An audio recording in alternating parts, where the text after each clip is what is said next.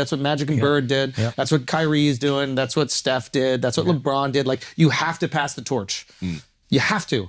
Because if the game was where it needed to be, then we wouldn't be talking about these 3 new chicks. The fact is, we're talking about the WNBA. This is your moment. Seize it. Yeah. Or you just turn it into a reality show. Your choice. Also, guys, when we're talking about Caitlin Clark dominating on the court, we should mention Morgan & Morgan, who dominates in the court. They are America's largest injury law firm. They recovered over $20 billion for over 500,000 clients. So check out Morgan & Morgan whenever you get a chance. Let's get back to it. Reality show be fire. Yeah. Like, if they start really, like, going at it Real Housewives style, I think chicks will watch it 100%. Fights in the middle of games, cursing, like great little narratives going, subs on social media. I think girls would really watch that. And I think they would prefer that to watching elite basketball. Dude, mid-game interviews?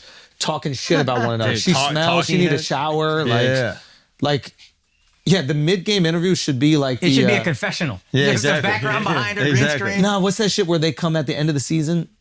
Like Girls Tell exit All? interviews? No, it's like, no, there's like a dais and then there's a host. The And Bachelorette did like the... Andy Cohen talks to them all at the same time. Watch What Happens or the reunions. Reunion, yeah. Oh, if you did a reunion at the end of the season? Done. That'd be fire. Yeah.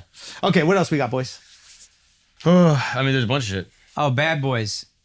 Oh, yes. Yeah, you were right. Bad Boys flopped. Did I say it was going to flop? Yeah. I think You were incredibly wrong. Well, no, not incredibly. Let's go. Because what I believe I said was, I think it could do what we would consider well for now, but not what we would consider well for a major action movie weekend. And I think that's what's happening. Like, this 100 million, 50 million opening weekend, right? I think it was 100 million overall. 104. 104 overall. 105. Whatever.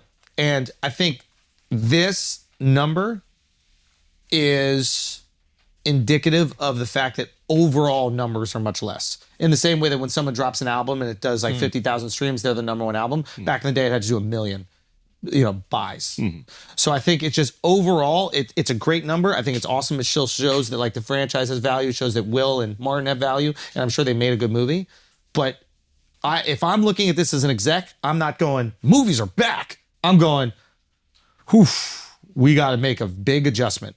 Because we sent these guys around the world on the craziest promo tour ever. Yeah. And it did well on an established franchise that has been around for, what is this, fucking 20 years or something like that. 25 years. And then we hit that 100 mark. And then we'll see what happens this next weekend.